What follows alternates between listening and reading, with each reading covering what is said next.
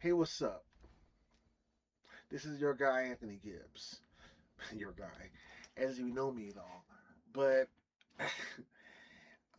I'm back after a long hiatus and whatnot. Probably wasn't missed. But years ago, when I was doing a YouTube channel and I'm trying to inform people about various things, you know, I guess I didn't have the experience, and people who who post constantly, they're really refined and whatnot.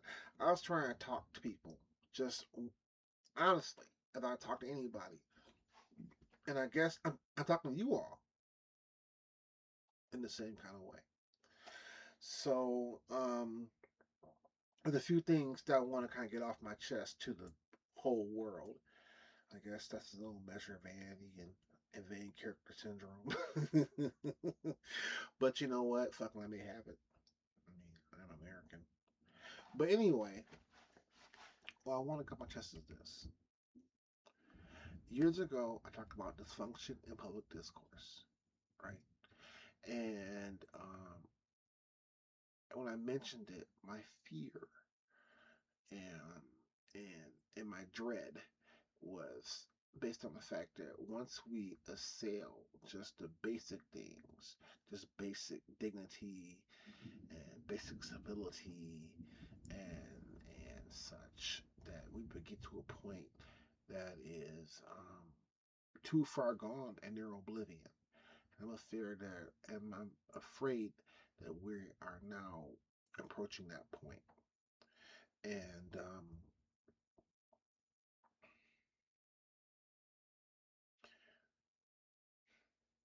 the current, the past, 7, 8, 9, 10 years, one might say, the way coverage is going, like the adversarial tone of sports coverage, based on loud tones and hot takes and all the rest of it. The advert, the average, the adversarial tones on CNN and NBC, how different networks have became like you almost want to look at news coverage like in the sports coverage, like your favorite hometown, say baseball team. They pretty sure if it's an MLB station, it has a station that's tied to it, right? And that station kind of gives out the storylines of that baseball team, like who's injured, who's not, who's hot, who's struggling, the next 20 games, how the last 20 games have looked, all the rest of it, right? Because that's what that baseball station, and the net, that's what the local station rather is focused on. And then they got sports jocks that come on and talk about the baseball team, and then the football team or whatever else. And MSNBC and Fox and News Nation, the rest of them, I kind of look at them as they're simply hometown sports teams that kind of call whatever it is that their team does. They follow their storylines, they follow what the opponents want to do. Their next 8, 9 games, 8, 9 games. What would that mean? The next next bill they want to pass, the next thing they want to fund, other thing they want to defend the party from doing or getting or becoming or achieving, right? They're all games. So, and and the way sports are covered in the sense of with countdowns and hot takes, that politics is covered in the very same way.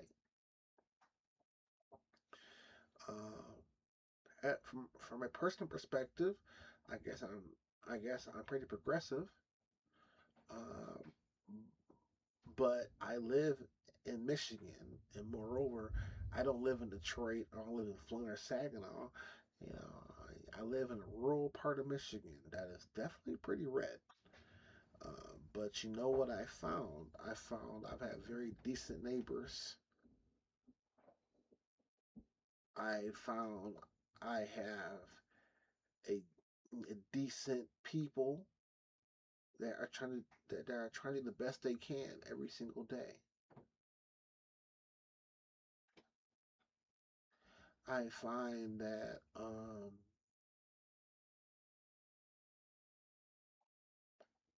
I find that I haven't had anybody here behave in a way, even though I've expressed my viewpoints 1,000 times about how I feel about things. I don't have anybody try to mess with me or whatever. People know where I live at. I'm not hiding from anybody. So I wish we could all get along better.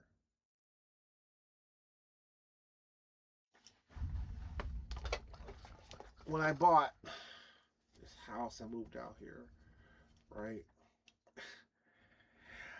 The lady at the hardware store, like Isabella, was like, I bought like the charcoal, and I bought my cast iron skillet, which I use right now, and I bought a few other things like my grill tools, some spices.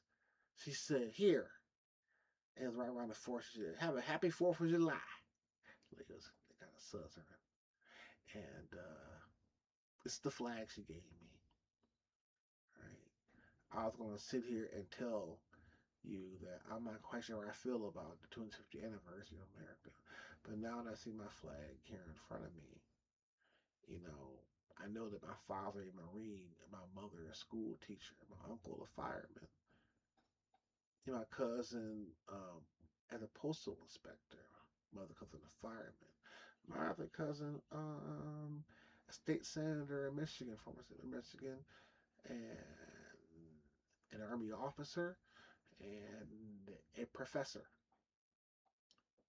So I was gonna sit here and tell you some stuff about how I'm not quite sure about America, but the truth of the matter is, I love America, and it gave my family a lot of opportunities, which they have ran with, which I have ran with. And you know what? There is nobody on this planet that's gonna make me feel less as an American or as a man, because everything in this motherfucker I have earned. You be rest assured about that. You be rest assured about that. So God bless America. And I extend every American, every citizen, every person here working their ass off with the weird status, every everybody here sitting up in incarceration trying to get their shit figured out, whatever it is. I wish you all the success and peace and happiness. I wish those who call themselves my enemies, who hate me, all the peace and happiness that they can muster.